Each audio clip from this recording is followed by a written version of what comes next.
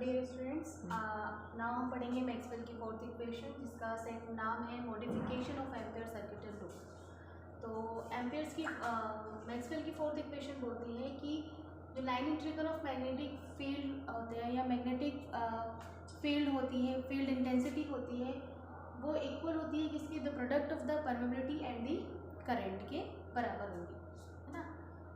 इसको हम H B की जगह पर हम H D L is equal to I लिख सकते हैं, क्योंकि वी नो दैट कि बी अपॉन म्यू नॉट बराबर होता है एच के, है ना।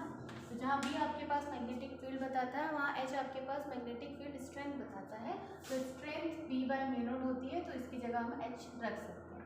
तो आपके पास इक्वेशन आ जाएगी H D L is equal to I के बराबर। नाउ अगर हम यहाँ पर कंसिडर करके चल रहे हैं कि जो हमारी करंट डेंसिटी जे होती है, तो आई को हम लोग कन्वर्ट करके लिख सकते हैं surface integral of J D S.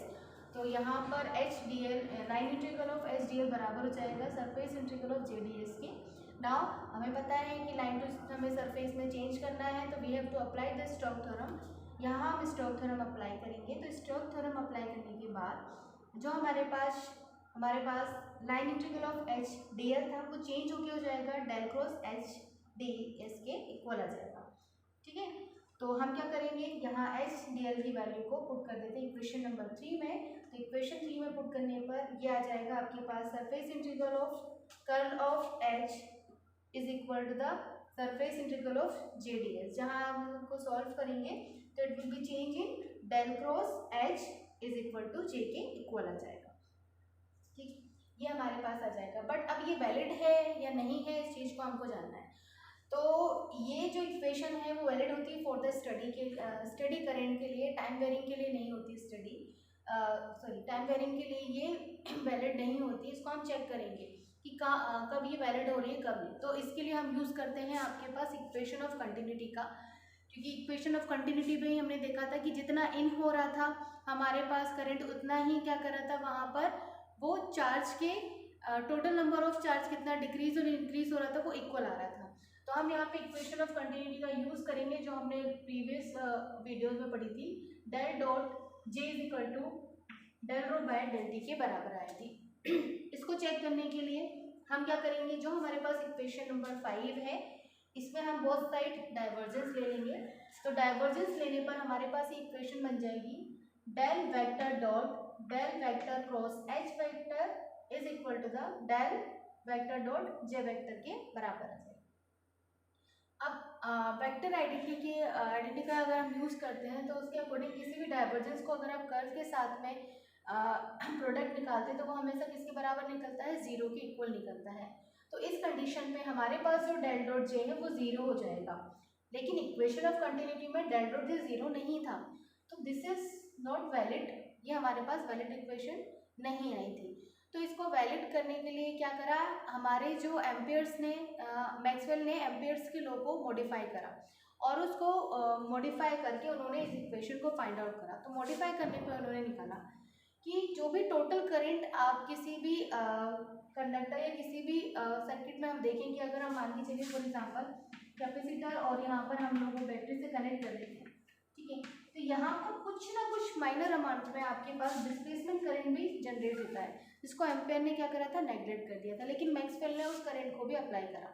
तो टोटल नंबर ऑफ करंट जो हमारे पास रहेगा किसी भी इलेक्ट्रिक फील्ड के लिए, अगर हम लेके चले या मैं बोलूँ कि यहाँ पर नेट मैक्सवेल ने करंट डेंसिटी बताई थी कि करंट डेंसिटी जो भी निकलती है वो किसके बराबर होगी, द सम ऑफ दी आपके करंट प्लस डिस्प्लेसमेंट करंट के इक्वल निकलती है। तो जब करंट डेंसिटी हमारे पास इक्वल है तो ऑब्वियसली हमारे पास जो करंट डेंसिटी है वो हम लिख सकते हैं यहाँ पर जे plus J D. Current total current की बात करें, तो टोटल करंट हमारे पास आई प्लस आई डी आ जाएगा।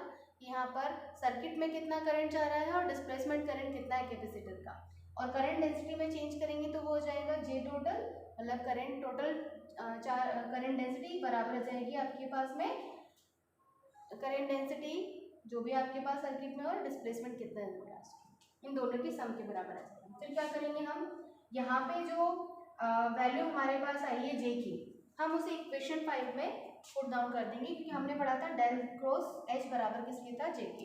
तो जे में हमने इक्वेशन नंबर 5 में से रख दिया है, तो हमारे पास ये आ गया है जे प्लस जे डी के फॉर्मेशन में आ गया है। अब वापस हम क्या करेंगे, फिर से हम यहाँ पर डाइवर्जेंस लेंगे इसे, क्योंकि हमें बताना है कि ये वैलिड है या नहीं है।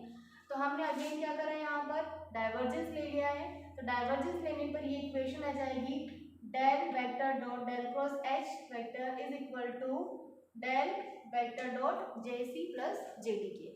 और वेक्टर आइडेंटिटी का यूज करेंगे तो अगेन ये इक्वेशन आपके पास 0 आ जाएगी, है ना।